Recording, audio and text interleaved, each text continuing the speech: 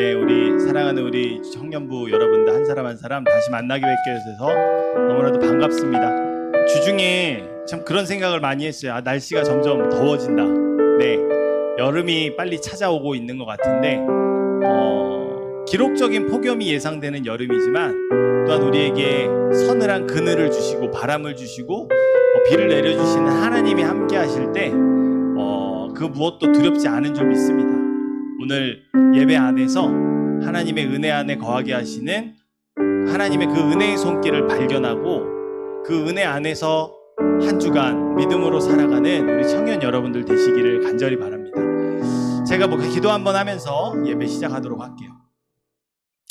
거룩하시고 자비로우신 아버지 하나님, 주를 사모하는 사랑하는 청년들이 주님 앞에 나와 예배드리기 위하여 이 시간 함께 모였습니다. 아버지 하나님께서 모이게 하시고 하나 되게 하시고 우리에게 찬양의 입술을 주시며 들을 귀를 허락하셨사오니 이 시간 주님만 높임 받으시고 주님의 말씀만 우리 가운데 새겨지는 그런 은혜가 충만한 예배의 시간 되게 하여 주옵소서. 우리 청년들의 발걸음을 재촉하사 함께 예배드릴 수 있는 이 특권 누리게 하시고 모든 영광 존귀 오직 주님께만 올려드리오니 청년들의 예배를 기뻐 받아 주시옵소서. 감사드리며 오늘 말씀 살아계신 우리 구주 예수 그리스도의 이름으로 기도드립니다. 아멘. 네, 감사합니다. 우리 자리에 일어서서 같이 한번 박수 치면서 찬양하도록 할까요? 사모님. 네. 자, 다 같이 우리 일어나겠습니다. 덕수 들어와. 자, 여러분 일어나 주세요. 찬양하도록 하겠습니다.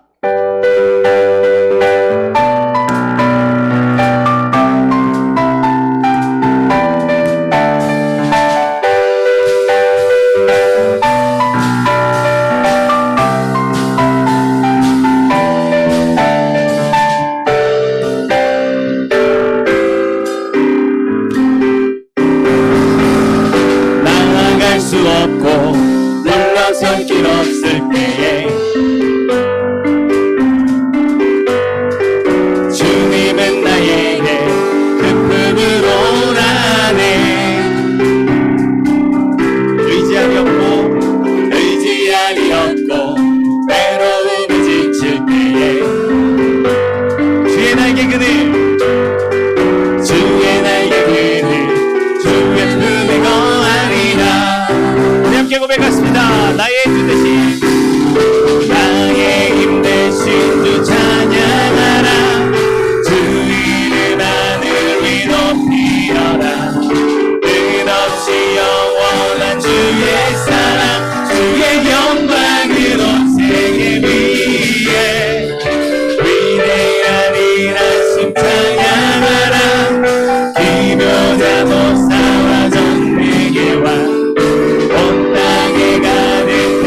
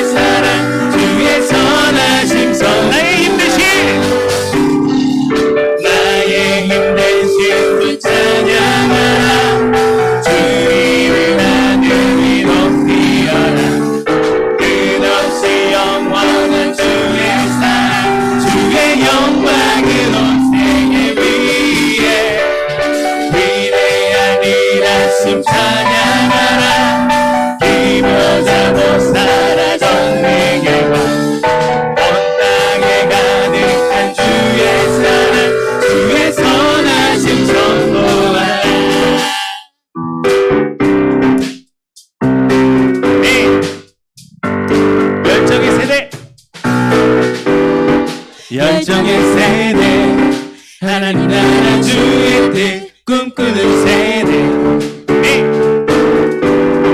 권능의 세대, 복음으로 온 열망을 출수할 세대, 주의 복음을 부끄러워하지 않으리, 주여 우릴 보내주소서. 주의 나라가 비전인 세대, 원하는 영원한 영광임을 믿는 세대, 우릴 드린 이름 부으사 하나님 꿈을 이루소서. 아멘. 계속해서 찬양 드리겠습니다. 갈렙의 세대, 갈렙의 세대, 믿음으로 이 도시를 점령한 세대, 섬김의 세대, 주님의 사랑 증거한 축복의 세대, 어둠 세상 살리며 구별된 같은 내 사장, 주여 우릴 보내주소서. 주의 나라가 비전인 세대, 원하는 영원한 영광임을 믿는 세대, 우릴 드린 이름 부으사 하나님 꿈을 이루소서. 성령의 권능을 받아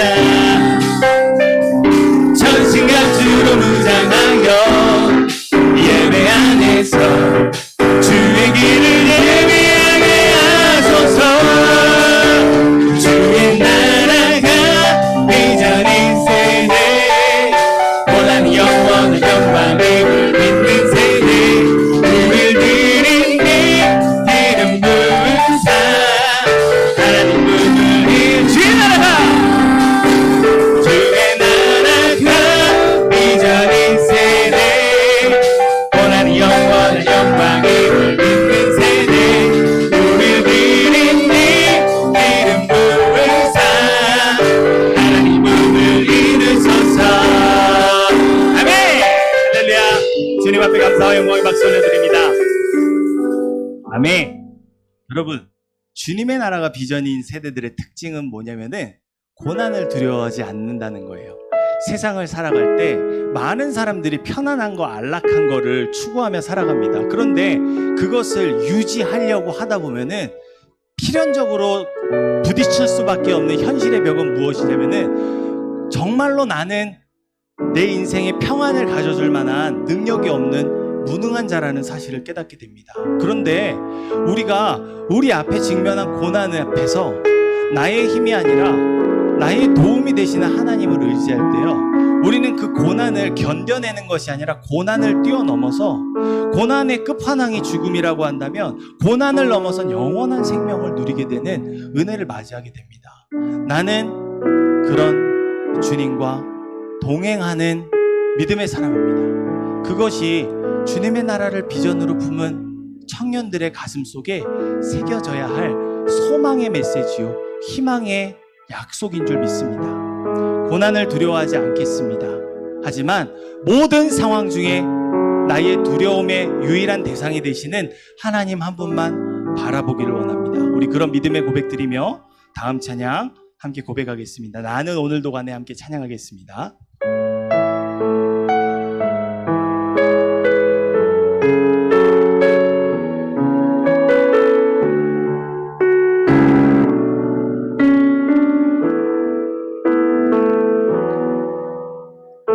누구나 무거운 짐을 지고 가는 길, 아무도 끝을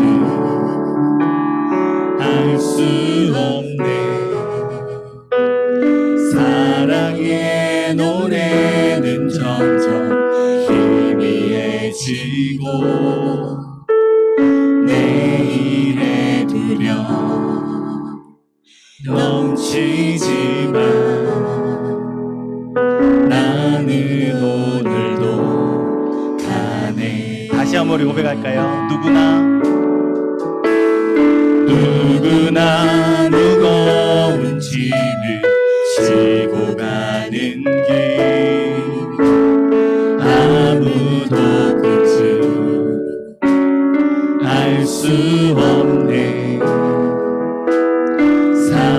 나의 노래는 점점 희미해지고 내 입에 들려 넘치지만 나는 오늘도 주의 영광 주의 영광 노래하리 더 이상 난 버틸 힘이 없어도 모든 상황 끝에서 다시 설 때 알게 되리라 크고 넓은 여호와 하나님 주의 영광 바라보니 만군의 주 크신 나의 하나님 전능하신 주님과 동행할 때 알게 되리라 날 만드신 사랑 2절 고백합니다. 사랑의 주님이 나를 부르신 그길 나의 힘으로 갈 수 없네 믿음의 길 위에 믿음의 길 위에 주가 예비하시니 십자가 사랑 의지하여 주님과 함께 나는 오늘도 가네 주의 영광 주의 영광 노래하리 더 이상 나 버틸 힘이 없어도 주의 영광 뜻에서 완성할 때 알게 되리라 크고 넓은 여호와 하나님 주의 영광 바라보니 만군의 주 크신 나의 하나님 전능하신 주님과 동행할 때 알게 되리라 날 만드신 사랑 눈을 들어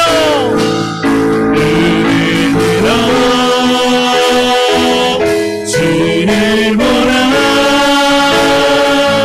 내 모든 여 주께 맡겨라 슬플 때에 주님의 얼굴 보라 사랑의 주님 안식 주리라 괴로울 때 주님의 얼굴 보라 평화의 주님 바라보아라 세상에서 시달린 친구들아 위로의 주님 바라보 2절 고백합니다. 힘이 없고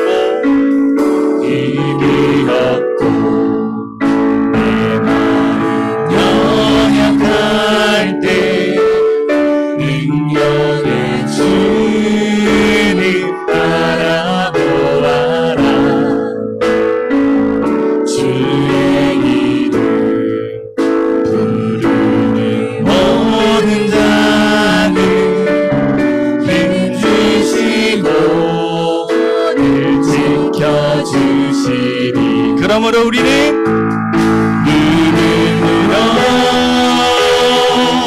주를 보라 내 모든 여주께 맡겨라 슬플 때에 주님의 얼굴 보라 사랑의 주 네 만식 주 눈을 들어 주를 보라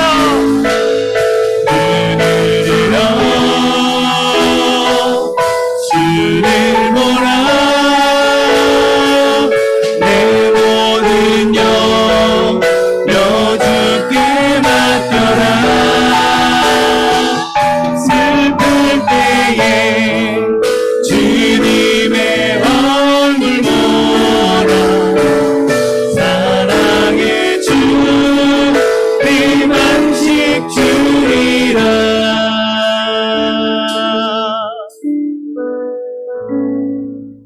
하나님은 영이시죠.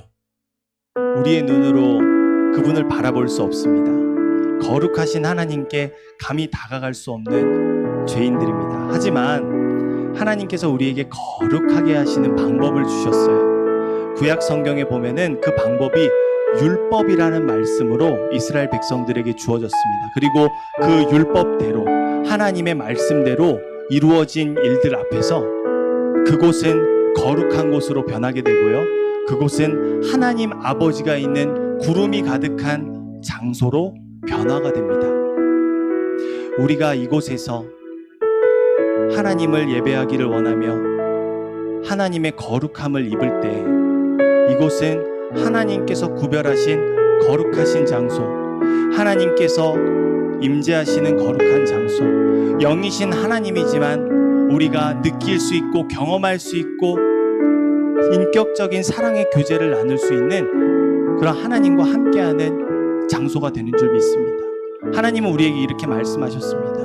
말씀과 기도로 거룩하여지니라. 주님과 함께하기를 힘쓰십니까? 주님과 함께 세상의 고난과 괴로움을 통과해내기 원하십니까? 믿음의 눈을 들어 주님과 함께하게 하는 말씀과 기도가 우리의 생명의 양식이 되고 우리의 인생의 목표가 되고 우리의 인생의 결론이 될 수 있기를. 그래서 우리의 매 순간 매 상황 속에서 하나님께서 함께하여 주시는 은혜가 함께하도록 우리가 하나님이 아닌 다른 것을, 하나님과 동행함이 아닌 세상의 그 무언가를 쫓고 있었다면은 그 마음을 돌이켜 이 시간 주님, 내가 주님과 함께하기를 원합니다. 바라고 소망하는 마음 위에 주님 동행하여 주옵소서.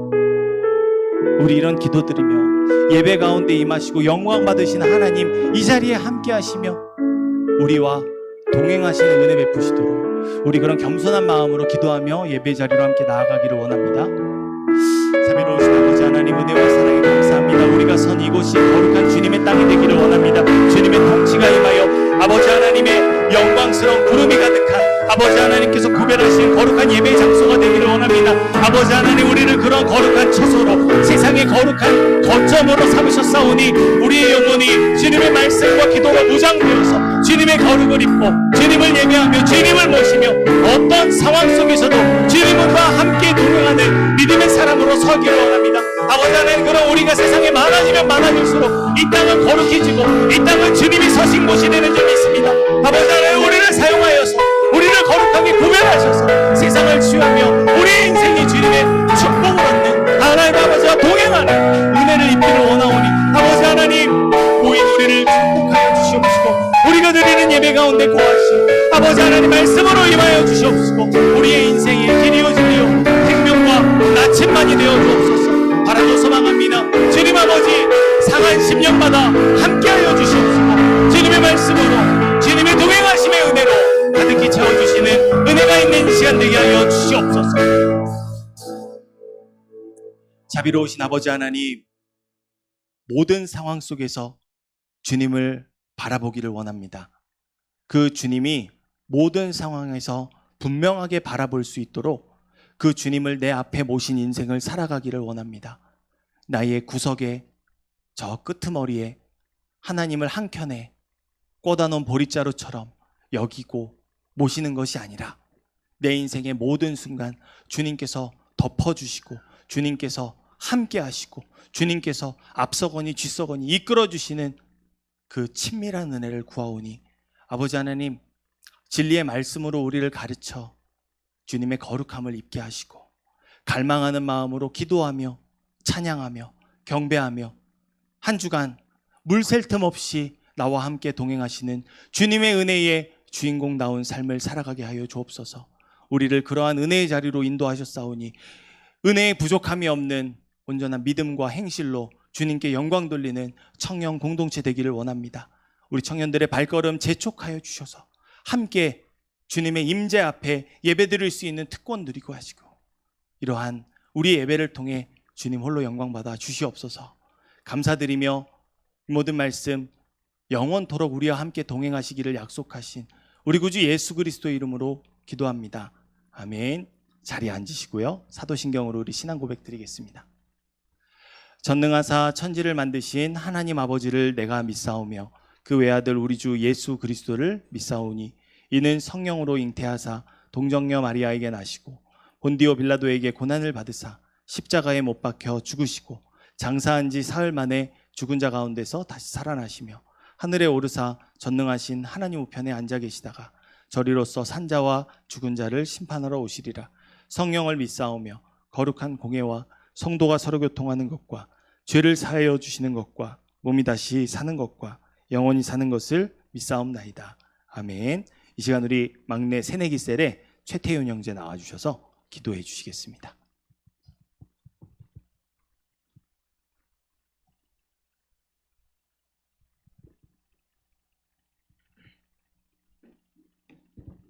기도드리겠습니다. 하나님 아버지, 이번 한 주간을 무사히 끝마칠 수 있음에 감사합니다. 5월 가정의 달에 부모님과 여러 친구나 선생님에게 감사함을 전할 수 있어가지고 진심으로 감사드립니다. 이번에 코로나19 위기 경보가 심각해서 경계로 바뀌었습니다. 하루빨리 코로나가 완전 종식되어 교회로 못 나오는 이들 맘 편히 교회로 발걸음할 수 있도록 도와주세요. 하나님께서 드리는 거룩한 말씀 속에 은혜 받을 수 있도록 도와주세요. 예수님 이름으로 기도드리겠습니다. 아멘. 감사합니다. 네, 오늘 하나님께서 우리에게 주신 말씀은 사무엘상 24장 1절에서 15절 말씀입니다. 사무엘상 24장 1절에서 15절까지 말씀 우리 한 절씩 교독해서 읽겠습니다. 목사님 먼저 읽겠습니다. 사울이 블레셋 사람을 쫓다가 돌아오매 어떤 사람이 그에게 말하여 이르되 보소서 다윗이 엔게디 광야에 있더이다 하니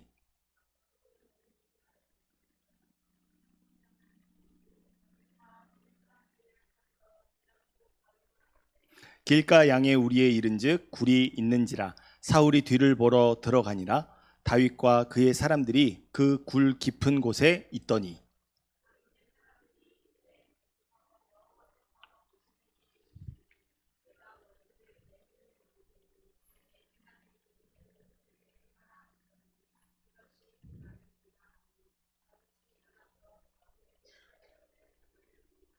그리한 후에 사울의 옷자락 뱀으로 말미암아 다윗의 마음이 찔려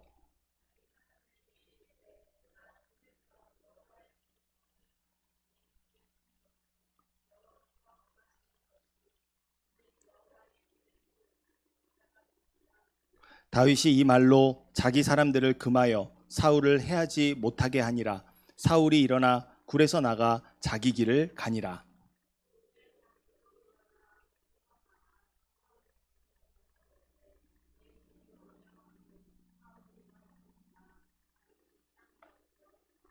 다윗이 사울에게 이르되 보소서 다윗이 왕을 해하려 한다고 하는 사람들의 말을 왕은 어찌하여 들으시나이까?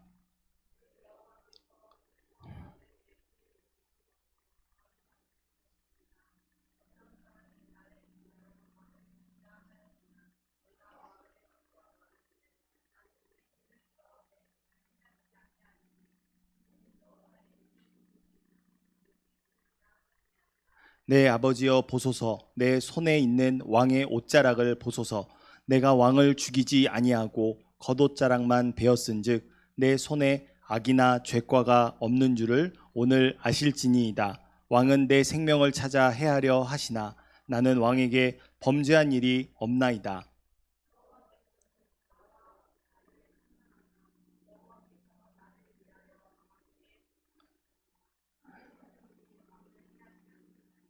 옛 속담에 말하기를 악은 악인에게서 난다 하였으니 내 손이 왕을 해하지 아니하리이다.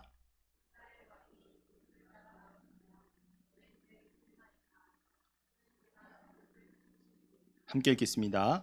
그런즉 여호와께서 재판장이 되어 나와 왕 사이에 심판하사 나의 사정을 살펴 억울함을 풀어주시고 나를 왕의 손에서 건지시기를 원하나이다 하니라.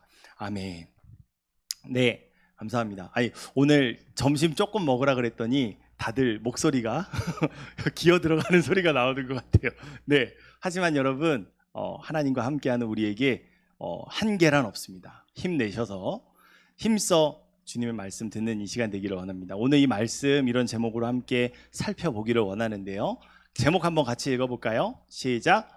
영이신 하나님께 붙들린 인생. 네, 영이신 하나님께 붙들린 인생이 어떤 인생이고 그 인생 가운데 어떤 일들이 있는지 우리 함께 말씀 통해서 알아보기를 원합니다.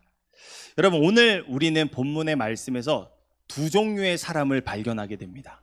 한 사람은요, 다윗을 잡아 죽이기 위해서 혈안이 되다 못해 광기에 사로잡혀 버린 사울입니다.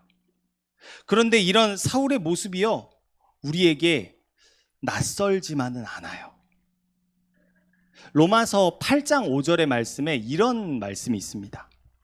사람이 영의 생각이나 육신의 생각에 붙들려 있다고 말해요. 두 종류의 사람이 존재한다는 것입니다. 육신의 생각은 사망이요, 영의 생각은 생명과 평안이라. 이 두 종류의 사람이 있다고 성경은 말하는데요. 육신의 생각에 붙들린 사람은 어둠의 권세에 짓눌려 사는 것을 의미합니다. 그래서 사는 것이 사는 것 같지가 않아요. 마치 사울처럼 말이죠. 그런데 이 말씀처럼 영의 생각에 붙들려 있는 사람은 어떨까요? 그 마음에 하나님께 고정되어 있어서 정직하고요, 잡생각이 없습니다. 우리가 생각할 때, 막 급한 생각할 때, 죄송합니다, 눈 돌아가는 소리 난다, 짱구 굴리지 마라, 그런 말 하잖아요, 속된 말로. 근데 그럴 필요가 없어요. 왜? 그 입에선 진실만을 말하게 되고요, 다른 것을 의식할 필요가 없기 때문이에요. 어떤 사람이요? 영의 생각, 즉 하나님의 영에 붙들린 사람. 마치 사울의 추격에 쫓기고 있음에도 안전하고 그가 가는 모든 곳에서 하나님의 동행하심을 발견할 수 있는 다윗과 같이 말입니다. 지금 저는 사울은 나쁜 놈이고 육신의 생각에 사로잡힌 나쁜 놈이고 다윗은 영의 생각에 사로잡힌 좋은 놈입니다, 이것을 말하려는 것이 아니에요. 오히려 성경은 우리에게 이 둘을 바라보라고 합니다. 그리고 이 둘이 각각 무엇에 붙들려 있는지를 우리로 하여금 생각하게 만듭니다.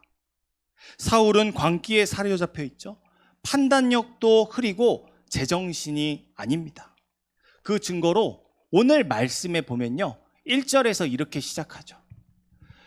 이스라엘과 블레셋이 철천지 원수와 같은데 그 블레셋과의 치열한 전투 속, 끊임없는 전투 속에서 마치고 잠깐 돌아왔는데 누군가가 그 사울의 귀에 지금 다윗이 엔게디 요새에 있다는 소식을 첩보를 접수받았습니다. 그래? 그 자식이 거기 있어? 그러니까 사울이 뭘 하냐면은 갑자기 지금 막 전쟁에서 돌아온 그 군인들 중에서 3,000명을 뽑아가지고 다시 다윗을 잡으러 나갑니다. 지지리 복도 없죠. 광기에 사로잡힌 지도자 한 사람으로 인해서 이 군인들은 무슨 피해를 보고 있는 것입니까? 왕은 그 백성들의 평화와 안식을 주는 것이 목적이 아니겠습니까? 그런데 점점 사울은 그가 왕의 자격이 없다는 사실을 스스로 몸소 증명하고 있는 듯한 모습들을 보여주고 있습니다. 그렇다면 다윗은 좀 뭔가 다를까요? 여러분, 다윗은 하나님의 마음에 합한 자, 하나님께서 사랑하시는 자, 하나님께서 택하신 자. 사울도 마찬가지였다니까요. 다윗도 별반 다를 게 없어요. 다윗은 사울에게 쫓기기를 거듭하면서 어떤 특징이 나타난다고 했었죠? 이제는 거짓말을 서슴지 않는 행동들을 하고 있습니다. 제사장 아히멜렉이라는 사람에게 가서 거룩한 하나님의 성소에 올리는 빵을 달라고. 내가 지금 사울의 군대 장군으로서 전쟁을 수행하다가 허기가 져서 잠깐 들렸으니까 나에게 이 빵을 달라고. 아니요, 사울 피해서 도망가고 있었거든요. 그리고 저 골리앗의 칼을 보면서 이거보다 더 좋은 칼이 없으니까 나에게 달라라는 말을 합니다. 얼마 전까지만 해도 골리앗에게 너는 칼과 창과 단창으로 내게 나아오거니와 나는 만군의 여호와의 이름으로 일컫는 그분의 이름으로 나아가 싸우리라. 칼과 창과 단창이 필요 없었는데 이제는 칼과 창과 단창이 필요한 인생이라 거짓말을 일삼고 있는 다윗을 발견하게 됩니다. 하나님을 신뢰하기보다 거짓으로 위기를 모면하는 불신앙의 모습 말이죠. 그럼에도 사울과 다윗 사이에 궁극적인 차이가 하나 있습니다. 그것이 뭐냐면은 다윗에게는 하나님의 거룩한 손이 그를 붙드신다는 거예요. 말씀드렸습니다. 다윗도 사울과 별반 다르지 않은 죄인이에요. 그런데 다윗은 늘 하나님의 손길을 느껴요. 어떻게 느끼냐면요, 이 말씀이 굉장히 역동적인 말씀이에요. 어떤 말씀이냐면요, 주의 손이 주야로 나를 누르시오니 내 진액이 빠져서 여름 가뭄에 마름같이 되었나이다. 하나님의 손이 다윗에게 항상 머물러 있어서 그를 꽉꽉 누른대요. 그 속에 썩은 내가 진동하게 만드는 죄악이 스멀스멀 올라올 때마다 하나님께서 그를 꽉꽉 짜신대요. 그래서 모든 죄악이 토해져 나온대요. 사울을 버리고 다윗을 택하신 궁극적인 차이점은 하나님의 말씀의 소리를 듣는 사람이냐 듣지 않는 사람이냐의 차이입니다. 사울은 하나님의 말씀을 업신여기기까지 했습니다. 왕이면서 제사를 드려서는 안 되는 직분이면서 사무엘의 역할까지 자기가 월권을 했던 행동 우리가 기억하시죠? 하지만 다윗은 그렇지 않았어요. 사울 왕이 버젓이 이스라엘의 왕으로 살아있음에도 하나님께서 자신에게 기름 부으신 그 사실을 깊이 묵상하면서 어떻게 생각했냐면요, 내가 스스로 왕이 되려고 힘쓰는 것이 아니라 나를 왕으로 세우신 하나님께서 세우시는 그날까지 나는 인내해야 해. 사울 왕이 자신을 대신할 왕으로 세웠다는 다윗이라는 존재를 알아가면 알아갈수록 창도 계속 던지고 죽이려고 하는데 그 모든 고난과 핍박을 내가 겪어야 할 일들로 하나님께서 주신 거야 라는 생각을 가지고 살아갑니다. 눈물로 도망하는 아주 불쌍한 인생을 살아가면서 말이죠. 하나님께서 여러분 어떤 인생을 축복하실까요? 말씀에 붙들린 인생, 말씀에 귀 기울이며 절망 중에도 소망을 약속하신 하나님을 의지하는 인생 가운데 축복하시고 함께 하시는 줄 믿습니다. 그 모든 인생을 살아낸 다윗이 이런 고백을 하지 않습니까? 주께서 내 원수의 목전에서 내게 상을 차려주시고 기름을 내 머리에 부으셨으니 내 잔이 넘치나이다. 원수들도 자신의 대적이 되지 않는다는 거죠. 원수들 앞에서 평안히 잔치상을 받아먹고 즐겁고 기쁨이 넘치는 상황 중에 이르게 하시는 하나님을 향한 믿음인 것이죠. 바로 그 영이신 하나님의 말씀에 붙들린 인생에 대해서 오늘 우리가 함께 배워보고요, 우리들 또한 하나님의 동행하심이 반드시 뒤를 따르는 하나님의 영에 붙들린 인생을 살아갈 수 있기를 간절히 원합니다. 오늘 본문의 말씀이 참 재미있는 말씀이에요. 사울이요, 아까 말씀드렸다시피 다윗, 사울을 피해 도망하고 있는 다윗이 엔게디 광야라는 곳에 있다는 첩보를 접수받게 되었습니다. 그래서 광기에 사로잡혀가지고 정말 아무런 명분 없는 군대를 3,000명을 동원해 가지고 자신을 따르게 합니다. 그렇게 해서 다윗이 숨어들어 있다는 그 지역으로 가서 이렇게 막 수색을 하기 시작했던 것 같아요. 근데 급하게 나와서 그랬을까요? 갑자기 사울이 급동이 마려워졌습니다. 이렇게 한 굴에, 적적한 굴에, 아무도 없을 것 같은 굴에 들어가서 자신의 그 급한 용무를 해결하기 위해 굴에 들어갔어요. 생리현상을 해결하기 위해서 들어갔던 거였죠. 당연히 사울은 그 굴에 아무도 없을 거라고 생각했습니다. 시원하게 볼일을 보고 있었는데 그 굴의 조금 더 깊은 곳에는 그토록 사울이 찾던 다윗과 그의 부하들이 있었습니다. 어둠 속에, 보이지 않는 어둠 속에 자리 잡고 있었죠. 이 상황을 생각해 보세요. 사울은 다윗을 잡으려고 혈안이 되어 있는데 생리현상은 사울을 어디로 인도했습니까? 도간에 든 쥐와 같은 상황으로 만들어 버렸어요. 참으로 광기에 붙들린 사울의 인생과 하나님의 말씀, 그 말씀으로 다스리시는 영이신 하나님께 붙들린 다윗의 인생의 극명한 차이점을 보시겠습니까? 어떠한 인생이 형통한지, 도망자와 같으나 정복자와 같고, 정복자와 같으나 도망자와 같이 되어버린 이 역전된 인생. 여러분, 왜 이런 차이가 발생하는 걸까요? 지금 사울은 자기가 앉아있는 왕좌를 다윗에게 빼앗기지 않기 위해서 혈안이 되어 있어요. 광기에 사로잡혀 있어요. 그런데 하나님의 영에 붙들린 다윗은요, 이 사울이 자신에게 가하고 있는 이 문제에 집중할 필요가 없어요. 그게 다윗의 믿음이었어요. 왜냐? 하나님께서 왕의 기름 부음을 하셨으면 그게 정답인 거예요. 지금 내 목에 칼이 들어와도 하나님께서 왕으로 세우실 것이라는 신뢰가 있었던 거예요. 하나님께서 나를 왕으로 세우시겠다 그랬는데 사울이 나를 죽이려고 하네. 도망가야겠다. 그러면 도망자의 인생을 사는 거예요. 하지만 사울이 나를 죽이려고 하는데 하나님께서 나를 왕으로 세우신다 하셨으니 나는 이 순간에도 하나님을 두려워해야 된다. 사울의 칼이 아니라. 그런 마음을 가지게 되면요, 필연적으로 어떻게 되냐면요, 만일 우리가 도망자 다윗과 같을지라도 사울이 아니라 하나님께 집중하게 됩니다. 집중해. 제가 요즘 의들을 좀 많이 보고 있어요. 네, 우리 또 청년부에 간호사 우리 자매들이 많잖아요. 근데 보니까 이런 단어가 나오더라고요. 이런 표현이 나오더라고요. 집중하라고. 뭐에 집중하냐면 하나님께 집중하게 됩니다.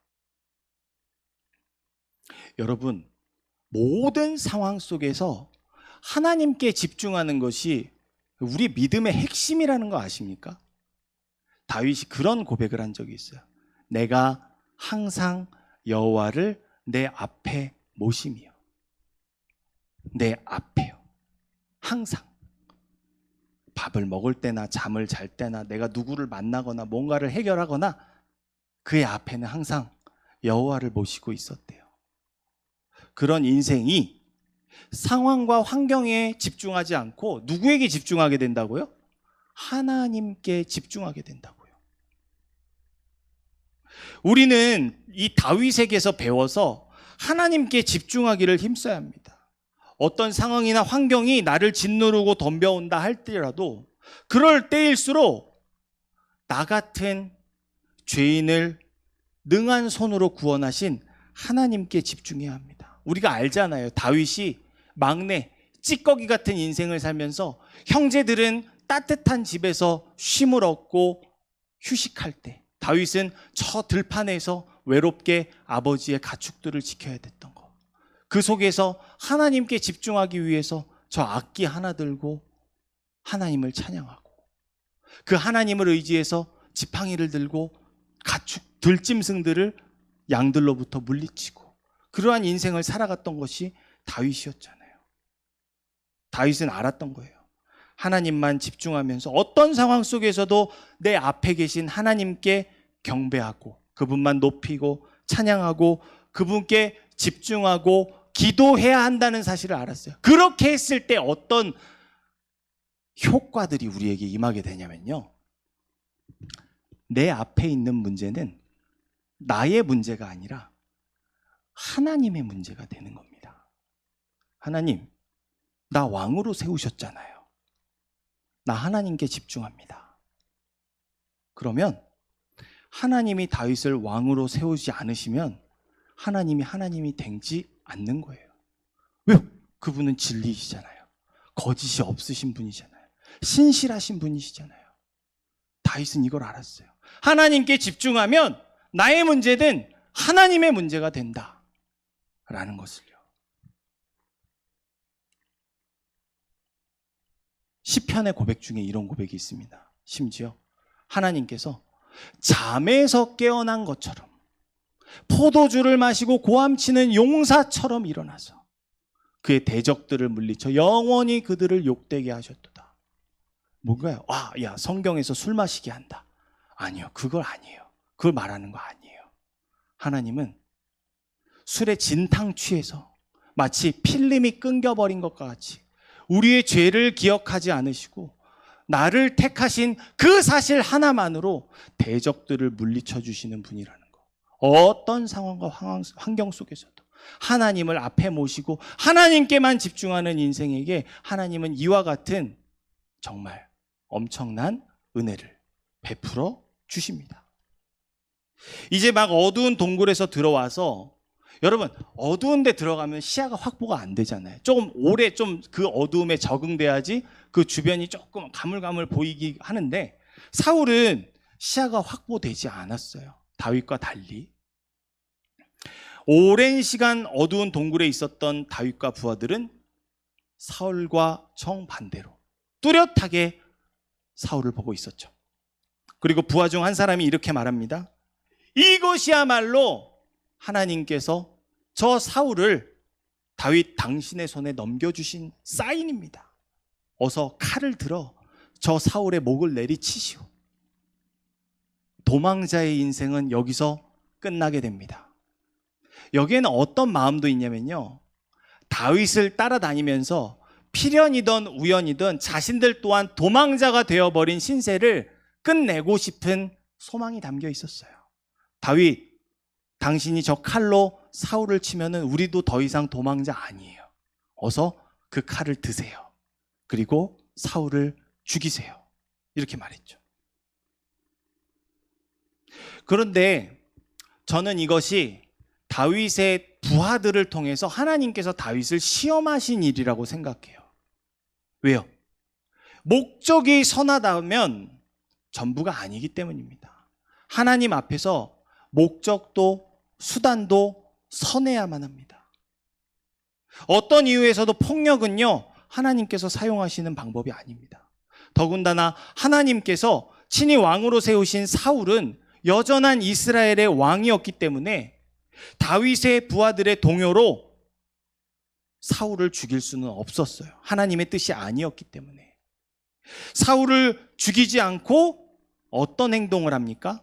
가만히 사울의 옷자락을 베는 것으로 다윗은 이 말씀하시는 하나님의 시험에 응시하게 됩니다.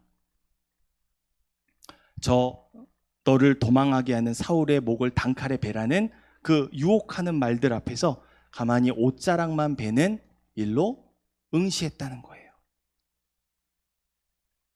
과연 이 다윗이 제출한 이 정답은 하나님의 관점에서 정답이었을까요? 아니면 오답이었을까요? 급한 생리현상을 해결한 사울은 자신의 옷이 베어진지도 모른 채 굴 밖으로 나가죠. 시종일관 정신이 없어요.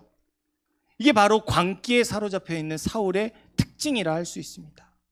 그런데 사울을 향해서 굴 밖으로 나온 다윗이 이렇게 말합니다. 사울을 흔들어 깨워요. 8절에서 내 주 왕이여. 그리고 엎드려서 절을 해요. 그야말로 하나님의 영에 붙들린 다윗의 인격이 이스라엘의 왕으로서 부족함이 없을 정도로 무르익어 가고 있다는 것을, 대인배의 모습을 보여주고, 옹졸함이 아니라 정말 나라의 왕이라 할 수 있는 담대한 포부를 가진 사람으로 성숙해 가고 있구나라는 것을 보게 됩니다. 반면에 사울은 어땠을까요? 급동을 보고 나온 그 굴에서 자기가 쫓던 그 원수가 자기를 향해서 내 주 왕이여 부르고 있으니 말이죠.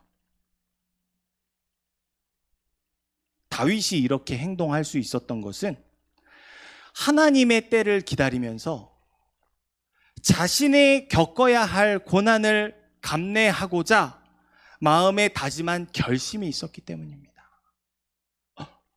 어떻게 감히 내가 이스라엘의 왕이 될 수 있습니까? 이새의 집의 찌꺼기와 같은 내가 어떻게 이스라엘의 왕이 될 수 있습니까? 하나님께서 그 왕이 되게 하시다고 하셨는데 내가 가는 그 길은 왕의 대로가 아니라, 꽃길이 아니라 가시밭길과 같고 찔레 가시가 나를 찌르는 아픔이 동반되는 길입니다. 하지만 그 길일지라도 하나님께서 나를 부르신다면 내가 그 길을 걸어가겠습니다. 그 결심 없이는 하나님의 시간을 못 기다립니다. 오히려 자기가 나서서 일을 해결하는 것이 더 쉬워 보입니다. 사무엘이 오지 않으니까 제사를 드렸던 사울이 바로 그러한 행동을 했었던 거예요. 다윗과 같이 하나님의 시간과 때를 기다리기로 결심한다면 그 기간 동안 겪어야 될 오해나 고난 같은 것들 흔들리지 않고 감당할 수 있는 영적인 맷집이 있어야 돼요. 우리는 그것을 야성이라고도 하고 우리는 그것을 믿음이라고도 합니다. 약속하신 말씀대로 3일 만에 죽은 자 가운데서 살리실 하나님을 향한 믿음을 가지고 십자가 죽음을 두려워하지 않으시고 끝내 죽음에서 부활하신 예수님처럼 말이죠. 예수님은 거룩하신 하나님 나라의 왕으로 자신을 세우신다는 사실을 아셨어요. 근데 그 예수님이 겪어야 했던 인생은 무엇이었냐면은 저 하늘이 아니라 이 낮고 낮은 땅에 내려와서 인생이 맞이해야 할 가장 최후의 극심한 고통이라 할 수 있는 죽음을 향해 걸어가는 거였어요. 하지만 예수님은 아셨어요. 저 십자가가 나를 죽음으로 이끌지라도 하나님은 나를 일으켜 세우실 것이라는 거. 그 믿음이 예수님의 영적인 맷집이었습니다. 영원하신 하나님의 약속을 향한 믿음이었고요. 그래서 자신을 왕으로 기름 부으신 하나님의 시간을 기다리기로 한 다윗은 사울을 죽이지 않고 그의 옷자락을 벤 행동만 했던 거예요. 그리고 이 행동을 사울한테 호소하지 않고 하나님께서 판단해 주시도록 간구합니다. 우리 10절에서 11절 말씀 한번 읽어볼까요? 너 어디야? 어디 갔어? 여기 읽어보겠습니다. 여러분 10절에서 11절 읽어볼게요. 10절 11절 시작. 오늘 여호와께서 굴에서 왕을 내 손에 넘긴 것을 왕이 아셨을 것이니이다. 어떤 사람이 나를 권하여 왕을 죽이라 하였으나 내가 왕을 아껴 말하기를 나는 내 손을 들어 내 주를 해하지 아니하리니 그는 그 여호와의 기름 부음을 받은 자이기 때문이라 하였나이다. 내 아버지여 보소서. 내 손에 있는 왕의 옷자락을 보소서. 내가 왕을 죽이지 아니하고 겉옷자락만 베었은즉 내 손에 악이나 죄과가 없는 줄을 오늘 아실지니이다. 왕은 내 생명을 찾아 해하려고 하시나 나는 왕에게 범죄한 일이 없나이다. 아멘. 다윗은요, 고난의 시간 속에서 하나님이 선한 방법으로 모든 사실관계를 드러내 주실 것이라는 신뢰하는 마음이 있었어요. 그 신뢰하는 마음의 그 믿음은 오래 참음이라는 행동으로 나타나게 되었고요. 눈물 나고 억울하고 누군가를 붙잡고 호소하고 싶은 마음이 왜 없었겠습니까? 하지만 다윗은 하나님의 때를 기다렸습니다.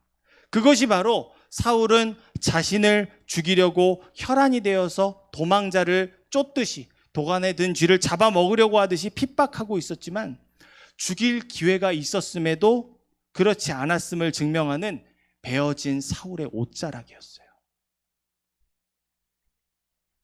그리고 이 시험에 오래 참기까지 포기하지 않고 믿음으로 인내한 다윗에게 하나님은 그 다윗을 해하고자 했던 사울의 입을 통해서 이렇게 말씀해 주시죠.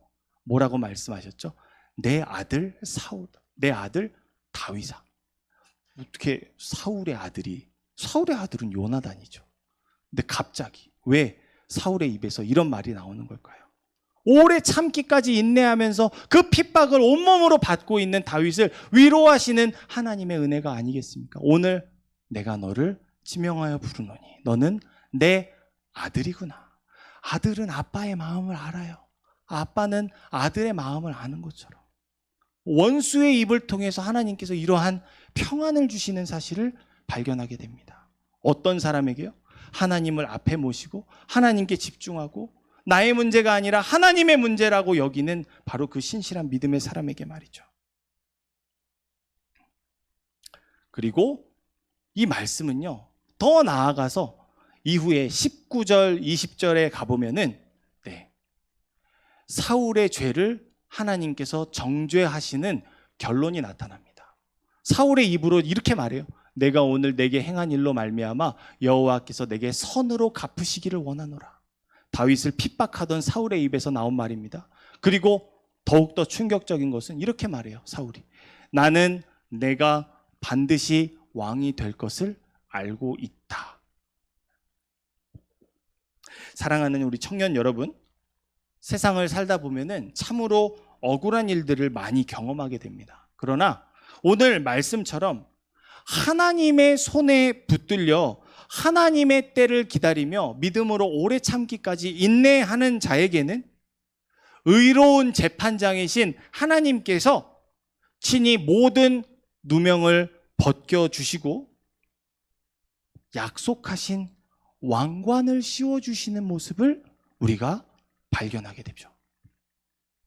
그러므로 우리가 어떤 상황과 환경 속에서도 항상 나와 함께 동행하시는 하나님을 믿음으로 바라보며 하나님의 손에 붙들려 그분의 기쁘신 뜻을 궁리하고 하나님의 보호하심 속에 살아가기를 힘쓰는 모든 청년 여러분들이 되시기를 간절히 소망합니다. 여러분, 그날은 오고 있어요. 마지막 때에 이 본문의 말씀에 다윗을 의롭다 여기시는 그 의로우신 재판장은 예수 그리스도라는 이름으로 마지막 때에 오시리라 말씀하셨습니다. 이 일이 벌써 2000년도 더 된 오랜 전에 선포되었던, 약속되었던 말씀이에요. 의로우신 재판장은 이미 우리를 향해 달려오고 계십니다. 내가 속히 오리라 재촉하시기까지 하셨어요. 무엇을 위해 살아가시겠습니까? 무엇에 붙들려 살아가시기를 원하십니까? 사울이 아니라 다윗이 품었던 그 믿음.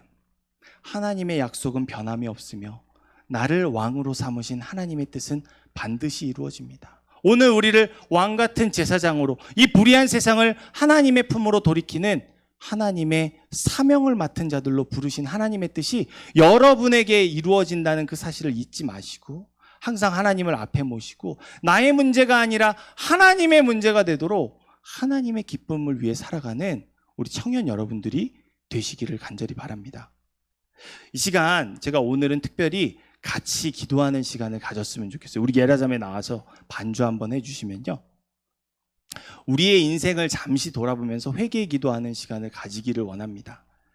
내 손에 내 인생을 붙들고 내가 움켜쥐려 하고 내 뜻으로 이루려고 했던 것들이 있다면 주님께서 그 모든 악취나는 그 세상의 썩은 내를 진동하고 있는 영원하지 않은 것들을 내려놓게 하시고 나를 거룩하신 하나님 나라의 왕 같은 제사장으로 삼으시고 나에게 믿음 안에서 영원한 승리를 얻게 하시고 진리의 말씀으로 살아갈 때 참된 기쁨이 있고 평안이 있고 축복이 있다는 사실을 알려주신 그 사실을 따르는 하나님을 앞에 모신 인생으로 살아갈 수 있기를 원하는 회개의 기도를 드릴 수 있기를 원합니다. 여러분, 부흥의 역사는요, 변화의 역사는요, 은혜의 역사는요, 죄 회개로부터 시작되는 것입니다.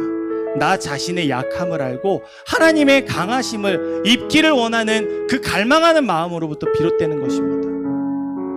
기도할 때 사울과 별반 다를 것이 없는 이 세상을 붙들고 있는 손을 내어놓고 하나님께 붙들리고 하나님께 붙잡히는 인생 살아가게 해달라고 우리 잠시 한 목소리로 같이 기도하는 시간 되기를 원합니다. 기도하겠습니다.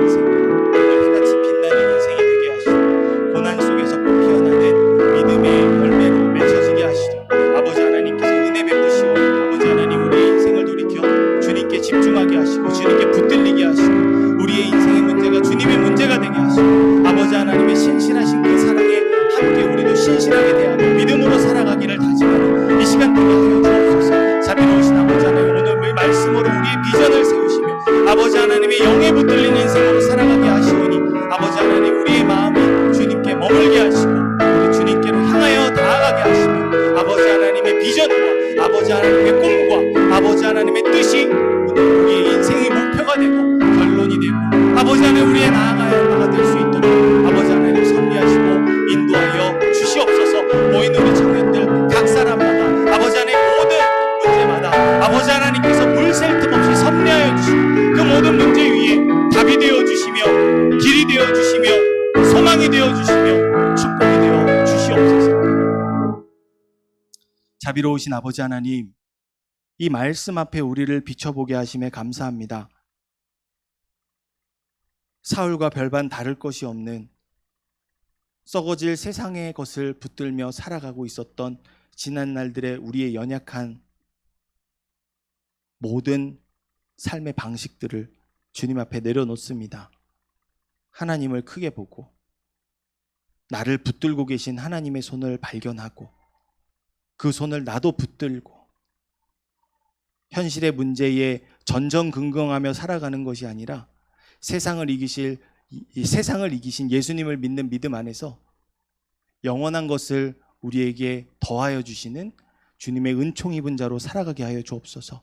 우리는 이미도 주님의 영에 붙들린 자들이오니 믿음의 눈을 들어 우리를 붙들고 계신 그 주님의 손을 발견하게 하시고 주님의 손을 붙들고 말씀과 기도하는 삶으로 주님과 동행하는 거룩한 인생 살아가는 우리 모든 청년 되게 하여 주시옵소서. 말씀으로 강하고 담대하게 하셨으니 그 강함과 담대함을 힘입어 주님의 기쁨이 된 한 주간의 삶을 살아가는 우리 모두 되게 하여 주시옵소서. 무더위가 다가오고 있습니다. 객지에서 타지에서 군 생활하며 수고하며 애쓰는 우리 청년들 이 자리에 함께 하지는 못하지만 주님 기억하여 주시옵시고 그들에게도 오늘 우리에게 베푸신 동일한 은혜로 갚아 주시옵소서. 감사드리며 이 모든 말씀 살아계신 우리 구주 예수 그리스도 이름으로 기도합니다. 아멘. 우리 괴로울 때 주님의 얼굴 바라보라 함께 찬양하면서 준비하신 헌금 하나님 앞에 드리겠습니다.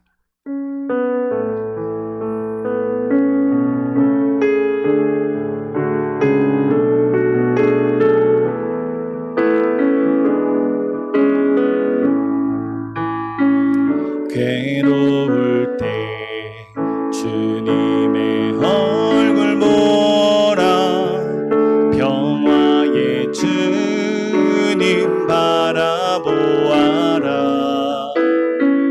세상에서 시달린 친구들아 위로의 주님 바라보아라 눈을 들어 주를 보라 내 모든 영여 주께 맡겨라 슬플 때에 주님의 얼굴 보라 주님 안식 주리라. 눈을 들어 주를 보라. 눈을 들어 주를 보라. 내 모든 영 주께 맡겨라.